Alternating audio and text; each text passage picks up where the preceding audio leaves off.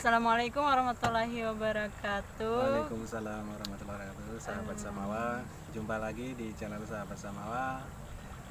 Selamat beraktivitas. Kali ini kita akan membuat video atau membahas tema. Mau ngangkat tema apa ini, Man? Bagaimana cara kita menanggapi masalah dalam rumah tangga? Oh, masalah dalam rumah tangga. Ini ada berita terbaru ini pemirsa yang sedang hangat-hangatnya, berita artis. Kita coba ngangkat contoh berita artis, Kang Sule itu ya. Kang Sule di berita-berita selebritis itu kan sudah nikah dengan istri yang baru ini, dan kabarnya ada perselisihan antara suami istri ya pemirsa. Jadi si istrinya Natalie Osher itu keluar dari rumah, kemudian beritanya tersebar ke mana-mana. Ya kita nggak tahu permasalahannya apa, tapi yang jelas ada satu permasalahan yang patut kita cermati sebagai pasangan muda terutama, dan pasangan rumah tangga, karena namanya rumah tangga perselisihan, konflik kemudian berantem itu pasti ada ya, Tidak bisa pertikaian, kita kesalahpahaman pungkiri. itu pasti ada. Jadi jangan dianggap rumah tangga itu enak-enak, itu enggak selamanya kayak gitu ya. Namanya rumah tangga ada siang ada malam, ada enak ada tidak enaknya gitu ya, Banyak ujian juga gitu. Nah ini pemirsa yang ingin kita bahas, bagaimana sih cara menghadapi masalah di rumah tangga itu secara baik dan dewasa itu ya. Ini gimana ceritanya, Mama? Jadi bukan berarti kita ketawa ini tidak lepas dari konflik ya. Kita bahkan sering berkonflik. Kita banget. Sudah nikah udah lama ya. 7 tahun. Iya 7 tahunan lah. 7 tahunan. Masih muda ya. Karena nikahnya masih muda gitu ya. Jadi selama 7 tahun ini jangan dibilang bukan tanpa konflik ya. Kita justru sering konflik. Tapi justru jadi semakin bertambahnya usia pernikahan, konflik itu semakin sedikit ya, atau perlahan-lahan semakin berkurang gitu, karena satu sama lain sudah saling mengerti, memahami gitu karakter masing-masing. Gitu ya. Jadi kalau ada konflik sebenarnya ya kembali ke diri kita sendiri, kembali ke tujuan kita menikah itu apa, orientasinya apa gitu Mama ya. Konflik, perbedaan pendapat, kemudian apalagi nih, perbedaan persepsi, kesalahpahaman itu kan, itu hal yang wajar gitu di rumah tangga, itu hal yang sangat wajar. Tapi bagaimana sikap kita menyelesaikan masalah itu yang mungkin perlu setiap ibu rumah tangga atau setiap pasangan suami istri harus memahaminya gitu. Ya, tidak bisa dipungkiri juga watak wanita itu. Saya aja yang wanita itu kayak bingung gitu wataknya ada. Tidak kita juga sebagai wanita itu Pak, kadang bingung watak kita sendiri. Ada sesuatu masalah dikit aja udah nggak mood. Terus hamil aja udah nggak mood. Misalnya cuekan sesama tetangga udah nggak mood. Cepat sekali nggak moodnya gitu, tapi cepat kembali ya. Intinya ya bagaimana sih kita pengen kembali ke kembali sakinah mawaddah itu ya. Sakinah mawaddah warahmah gitu ya. Jadi ingin tetap kembali menjalin hubungan yang baik dengan suami atau dengan pasangan kita masing-masing. Apapun itu konfliknya bisa diselesaikan secara baik-baik dengan pikiran yang jernih, dengan pikiran yang dingin gitu ya. Jadi jangan terbawa emosi gitu ya. Kalau kita punya masalah itu biasanya kita lakukan apa Pak? Biasanya kita introspeksi diri lah, kemudian yang paling penting adalah jangan sampai punya masalah yang berlarut-larut gitu ya. Misalnya kita terlalu mengedepankan dan menuruti emosi dan hawa nafsu, akan lama itu permasalahan kayak gitu, akan lama membuat masalah akan semakin runyam. Tapi kadangkala ya Pak, kadangkala udah kita mentabayunkan masalah itu, kadangkala masih aja ada sakit hati kalau mengingat-ingat itu gimana caranya untuk menghindari hal-hal itu? Kadang udah kita ngobrolin baik-baik, kayak ya kalau anu sih harus minta maaf ya, minta maaf secara tulus ya, minta maaf secara tulus ya, kemudian sebisa mungkin mengalihkan perhatian jangan ke masalah itu. Artinya ingatlah yang baik-baik, kemudian kalau perlu ya wisata bareng atau kemudian berlibur bareng agar supaya masalah itu tidak terpikirkan terus gitu kan. Ya namanya cewek Pak, biasanya itu masalah 1 tahun 2 tahun terkumpul juga diomong-omongin lagi walaupun sudah diperbaiki. Itu rata-rata cewek masih kayak ingat gitu. terus ya. Masih ingat terus. Tapi ini ya pemirsa, di rumah tangga itu harus dipahami bahwa musuh terbesar itu Hawa bukan nafsu. ya hawa nafsu. Hawa nafsu dari mana? Dari setan ya. Musuh terbesar dari rumah tangga itu setan. Ya setan itu ya selalu menggoda manusia, menjerumuskan manusia untuk, kalau dalam rumah tangga bagaimana sebisa mungkin setan itu membuat keretakan di rumah tangga, berantem di rumah tangga, kemudian pisah. Setan yang prestasi yang paling besar, yang paling besar salah satunya adalah memisahkan hubungan suami istri. Ujian terberat rumah tangga itu adalah perceraian itu sendiri ya. Memang ya di agama itu perceraian itu dihalalkan ya pemirsa, tapi yang merupakan salah satu yang paling dibenci oleh Allah adalah perceraian. Dihalalkan tapi dibenci gitu ya. Jadi salah satu prestasi terbesar di setan bisa membuat rumah tangga bercerai itu salah satu prestasi yang besar gitu. Jadi salah satunya harus pahami itu pemirsa. Pasangan muda di rumah tangga harus tahu orientasi menikah itu apa sih gitu kan. Jangan sampai karena masalah sedikit kemudian menurutkan hawa nafsu, emosi, kemudian minta cerai. Itu nggak bagus seperti itu menurut saya. Jadi kembali lagi ke diri kita masing-masing, kembali lagi ke orientasi kita nikah itu seperti apa. Iya, tujuan dari kita menikah itu apa. Karena ya seberat apapun masalah di rumah tangga pasti bisa diselesaikan dengan cara baik-baik gitu kan. Tapi sekecil apapun masalah, kalau pendem tapi kalau ditanggapi atau dengan menurutkan hawa nafsu akan menjadi masalah besar gitu. Jadi kembali ke diri kita masing-masing. Berarti masalah itu nggak boleh dipendam ya Pak? Nggak boleh dipendam. Tapi kalau dipendam, pendam tapi dia tahu kalau dibicarakan akan menjadi hal besar, itu mungkin yang harus dipendam ya Pak? Ya intinya kembali lagi ke diri kita masing-masing. Kalau misalnya kita mengutarakan suatu masalah yang justru akan membuat masalah semakin besar, bahaya, sebaiknya kita pendam dan kita maafkan lah gitu. Karena pasangan adalah diri kita sendiri, cerminan dari diri kita sendiri ya pemirsa gitu. Ya mau nggak mau ya harus kembali ke orientasi hidup kita berumah tangga pemirsa. Jangan sampai ada masalah-masalah kecil yang kemudian karena kita menurutkan hawa nafsu dan terlalu menurutkan emosi sehingga membuat kita berpisah sama pasangan. Jangan sampai seperti itu. Masalah besar pun sebenarnya bisa dihadapi ya dengan kepala dingin, kepala jernih, asalkan kita tahulah orientasi kita nikah itu seperti apa, kita membangun rumah tangga itu seperti apa gitu. Kalau orientasinya dunia, ya saya agak ragu ya kalau itu nanti bisa bertahan lama, meskipun banyak yang seperti itu. Tapi kalau orientasinya kita ke akhirat, jadi kita pengen jadi pasangan dunia akhirat dengan tetap menjalankan perintah-perintah dan larangannya sebagai suami istri, insya Allah tetap akan bisa langgeng menurut saya. Jadi kunci menyelesaikan masalah itu adalah kembali ke diri kita masing-masing, kembali ke orientasi kita menikah itu ya.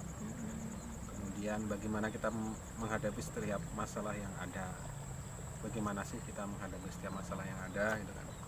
Ya kita selama rumah tangga ini bukan tanpa masalah ya, kita sering terlibat masalah konflik. Tapi yang pasti ingin saya bagikan ke pemirsa adalah ketika kita menghadapi masalah, misalnya berantem sama istri atau konflik sama istri, jangan sampai kita kita menurutkan hawa nafsu ya, menurutkan emosi kita,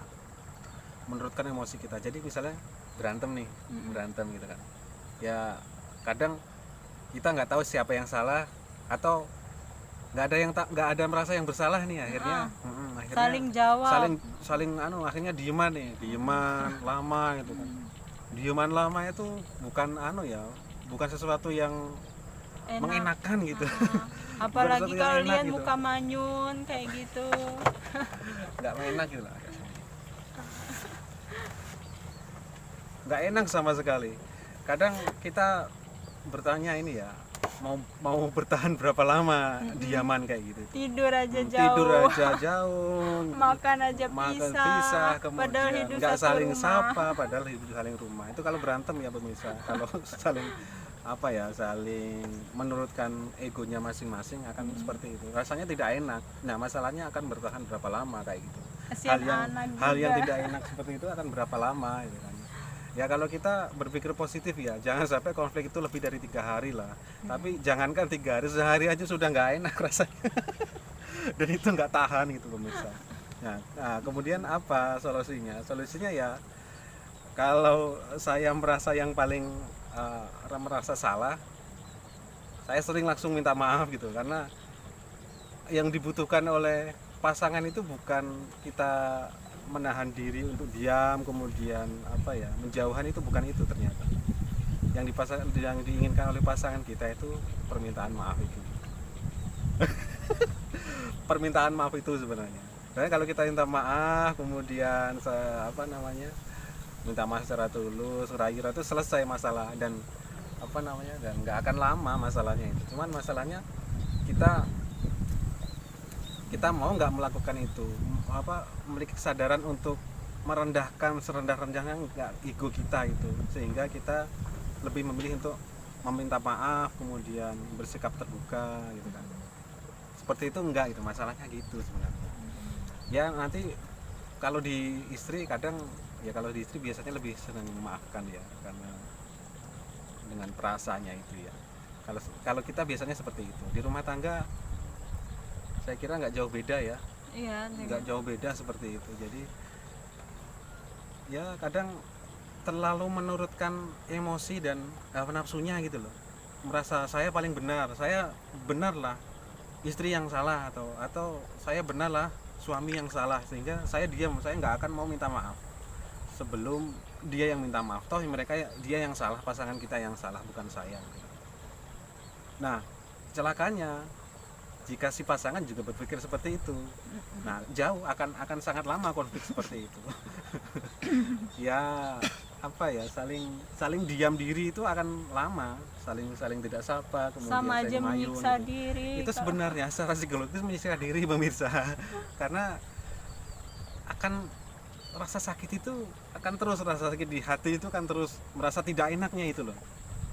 Dan satu rumah tangga yang setiap hari ketemu, memendam rasa sakit hati karena tidak menurutkan emosi dan hawa nafsu seperti itu akan lama prosesnya. Sehingga ya kalau saya sering mengalami hal itu. Bahkan ini pemirsa ya, cerita sedikit ngomong ada istri. Jadi kalau saya pengen nulis buku atau apa ya, kalau nulis buku itu kan buku butuh konsentrasi berpikir, ketenangan gitu kan. Kalau sedang konflik sama istri itu satu paragraf pun nggak bisa keluar itu tulisan. Kenapa? Ya itu karena perasaannya sudah tidak enak, nggak mood, macam-macam itu perasaan campur aduk di pikiran dan hati itu sangat mendominasi, sehingga mau suruh nulis apapun nggak bisa gitu kan. Padahal di sisi lain, misalnya tulisan ini harus deadline hari ini misalnya, ya mau nggak mau terpaksanya juga harus minta maaf, ini harus baikan nih sama istri. Kalau nggak gitu saya nggak bisa nulis, saya nggak bisa kerja. Maksudnya nggak bisa kerja itu saya nggak bisa nyaman kerja, nggak enak kerja itu kan, akan pengaruh kayak gitu terus ke yang lainnya, pekerjaan macam-macam itu. Akhirnya mau nggak mau ya harus minta maaf sama istri, harus saling melegakan itu kan. Ketika saya sudah minta maaf, akhirnya istri memaafkan, lega, akhirnya kita baikan lagi misalnya dari berantem. Akhirnya ya disitulah kemudian pikiran itu jadi tenang, plong, sehingga bisa konsen ke pekerjaan dan aktivitas yang lainnya. Kalau saya biasanya seperti itu, jadi merelakan, jangan menuruti emosi. Kalau saya Dan misalnya kan dalam Islam tuh udah ada bagaimana cara kita berlaku terhadap suami. Berlaku terhadap suami dalam Islam kan kita suara tinggi aja kan udah dosa kan, apalagi melawan dengan kata-kata kasar gitu. Kadang dalam sebuah permasalahan itu pas lagi adu mulut lah gitu, ya Allah ternyata walaupun saya salah benar misalkan ya, kalau suara aja meninggi, cara pandang suami aja udah salah, saya sudah menganggap bahwa saya lah yang salah gitu. Karena memang cuma masalah kecil yang terus dibahas menjadi masalah besar. Ternyata saya di dalam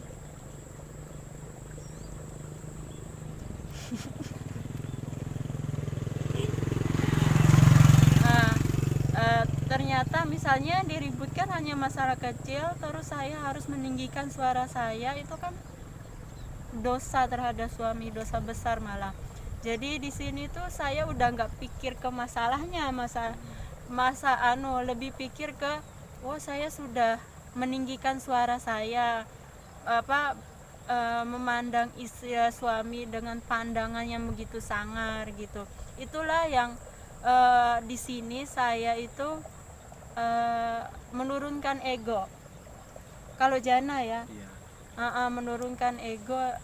Ya ngapain sih harus berlarut-larut gini dalam masalah ini, kan cuma masalah biasa, tapi dalam prosesnya saya harus bertengkar dengan suara yang tinggi sehingga takut dilaknat gitu. Itu yang membuat saya itu ya, kalau suami makin lama cemberutnya, saya yang berusaha untuk merayunya, mohon maaf kalau itu saya rasa bersalah tuh kebanyakan tuh di situnya. Tadi berantem kayak gini, malah bukan ke inti masalahnya, jadinya lebih ke ya Allah ini saya hari ini udah salah meninggikan suara sama suami gitu. Kalau saya setiap masalah kayak gitu mikirnya ke situ.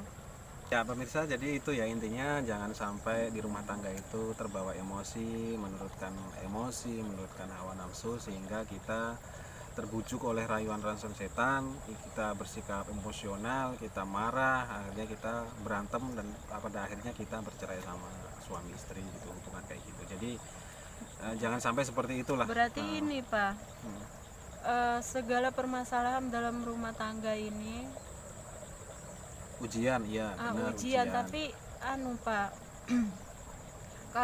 kalau kita nikah dengan tujuan ibadah, di dalam itu kita harus tahu apa sih yang tidak disukai, apa yang disukai gitu.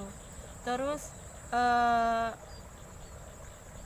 bagaimana kita harus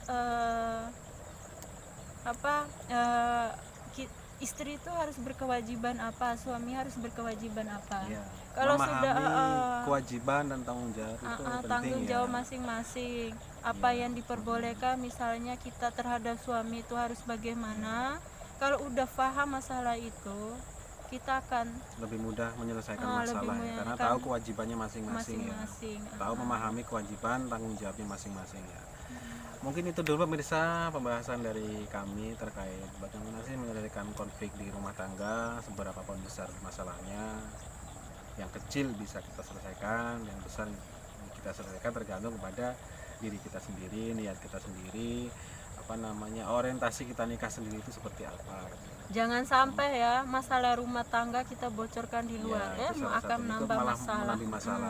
Benar, ketika ada konflik rumah tangga kemudian macam-macam, ketika ada orang nanya macam-macam, memang lebih baik kita diam. Iya, karena kalau kita berkomentar, apalagi menilai dan menjelekkan pasangan kita, itu justru akan memperburuk masalah, dan bukan hanya memperburuk masalah, tapi menandakan bahwa kita itu buruk gitu ya. Kita itu buruk. Iya. Karena itu hal yang tidak boleh kita ceritakan kepada orang lain. Boleh cerita, tapi kepada orang yang kita percaya, dengan tujuan bagaimana cara menyelesaikan masalah kita. Itu aja. Orang yang terpercaya ya. Orang terpercaya. Mungkin itu dari kami pemirsa. Jangan lupa komen di bawah ya. like, share dan subscribe video kami, komen, kita akan diskusi, sharing macam-macam terkait hubungan rumah tangga, menyelesaikan masalah rumah tangga. Tunggu video kami selanjutnya. Dadah. Dah.